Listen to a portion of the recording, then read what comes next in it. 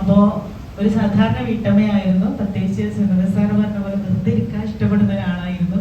പ്രത്യേകിച്ച് ഒന്നും ചെയ്യാൻ എന്താ പറയാ, എൻ്റെ പരിമിതികളെ കുറിച്ച് മാത്രമായിരുന്നു എൻ്റെ ചിന്ത ഉണ്ടായിരുന്നു. എനിക്ക് ഒരുപാട് നമ്മളെപ്പോഴും അങ്ങനെയാണല്ലോ അല്ലെ, നമ്മൾ ആരും നമ്മുടെ കഴിവിനെ കുറിച്ച് ചിന്തിക്കുന്നവര്.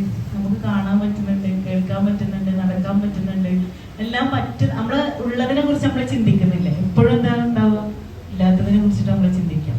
അപ്പൊ ഞാനും അങ്ങനെ തന്നെ ആയിരുന്നു. 2018 വരെ എൻ്റെ ഇല്ലായ്മകളെ കുറിച്ചും എൻ്റെ കുറവുകളെ കുറിച്ചും മാത്രം ചിന്തിച്ചു പോകുന്ന ഒരാളായിരുന്നു.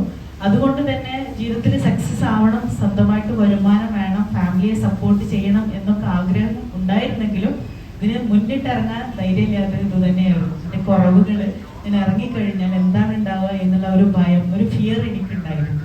അപ്പോൾ എന്നെ സംബന്ധിച്ച് +2 വരെ പഠിച്ചിട്ടുള്ളൂ. അപ്പോൾ ജോലി ചെയ്തിട്ട് ശമ്പളം കിട്ടാൻ നമ്മുടെ നാട്ടിൽ എത്ര കിട്ടും അല്ലേ? വളരെ തുച്ഛമായ ശമ്പളം തന്നെ ആയിരിക്കും. അതുകൊണ്ട് തന്നെ ഒരു ബിസിനസ് ചെയ്യണം എന്നുള്ള തീവ്രമായ ആഗ്രഹം ഉണ്ടായിരുന്നു. പക്ഷെ അതിനെന്തുവാണ്, നല്ല രീതിയിൽ ഇൻവെസ്റ്റ്മെന്റ് ആവശ്യം. അത് എന്നെ പിറകോട്ട് വലിക്കുക. പിന്നെ 4 കുട്ടികളാണ്. അപ്പൊ ഇവരുടെ കാര്യങ്ങളൊക്കെ ചെയ്തൊരു ബിസിനസ് ചെയ്ത് വിജയിപ്പിച്ചെടുക്കുക എന്ന് പറയുമ്പോൾ എന്നെ സംബന്ധിച്ച് അതൊരു വലിയൊരു ടാസ്ക്കാണ്.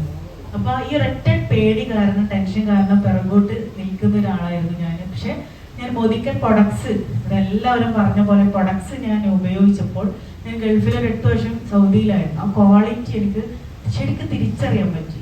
ഗൾഫിലെ പ്രൊഡക്റ്റും മോദിക്കൻ്റെ പ്രൊഡക്റ്റും തമ്മിൽ ഞാൻ കമ്പയർ ചെയ്ത്, ഞാൻ പ്രൊഡക്ട്സ് ഉപയോഗിച്ച സോപ്പും പേസ്റ്റും ഷാമ്പു എല്ലാം ഉപയോഗിച്ചപ്പോൾ എനിക്ക് മനസ്സിലായി, ഗൾഫിൽ ഇത്രയും ക്വാളിറ്റി ഉള്ള പ്രൊഡക്ട്സ് ഇത്രയും കുറഞ്ഞ വിലയിൽ അവിടെ ഉണ്ട്. നല്ല ക്വാളിറ്റിയുടെ നല്ല വിലയും കൊടുക്കണം.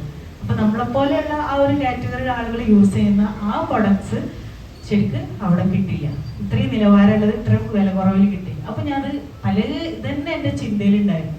അപ്പൊ ഈ പ്രൊഡക്ട്സുകൾ ഞാൻ മാറി മാറി ഉപയോഗിച്ച് ത്രില്ലടിക്കുക. അപ്പോൾ പിന്നീട് അപ്പോൾ എൻ്റെ മനസ്സിൻ്റെ ഉള്ളിൽ ഇങ്ങനെ സാധ്യത വരുന്നു.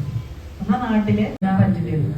അവിടെ ഒരു വീട്ടമ്മ ഒരു സ്റ്റേജിൽ അവരെ താലപ്പൊലി എന്തി അവരെ സ്റ്റേജിൽ കയറ്റുകയാണ്. ഏറ്റവും ഹയസ്റ്റ് ഇൻകം വാങ്ങുന്ന ഒരു വീട്ടമ്മ ജെസ്സി മാഡത്തെ സ്റ്റേജിൽ കയറ്റുകയാണ്. അപ്പൊ എല്ലാവരും കൈയടിക്കുന്നു, എണീറ്റ് നിൽക്കുന്നു, അവരെ സ്റ്റേജിലോട്ട് ആനയിക്കുന്നു. ഇതൊക്കെ കണ്ടപ്പോൾ എൻ്റെ മനസ്സിൽ അത് മാത്രമാണ് ചിന്ത. ഞാൻ എന്താവുന്നു അത് ആവർത്തിച്ച് ചിന്തിക്കാനും. പിന്നെ അപ്പോൾ ഞാനൊരു ഒരു കാര്യം നിങ്ങളോട് പറയാം. നിങ്ങളിപ്പോ നിങ്ങളുടെ പരിമിതികളും നിങ്ങളുടെ കുറവുകളും വീട്ടിലെ പ്രശ്നങ്ങളും മറ്റു സാഹചര്യങ്ങളും ആലോചിച്ച് ഓരോ ദിവസവും തള്ളി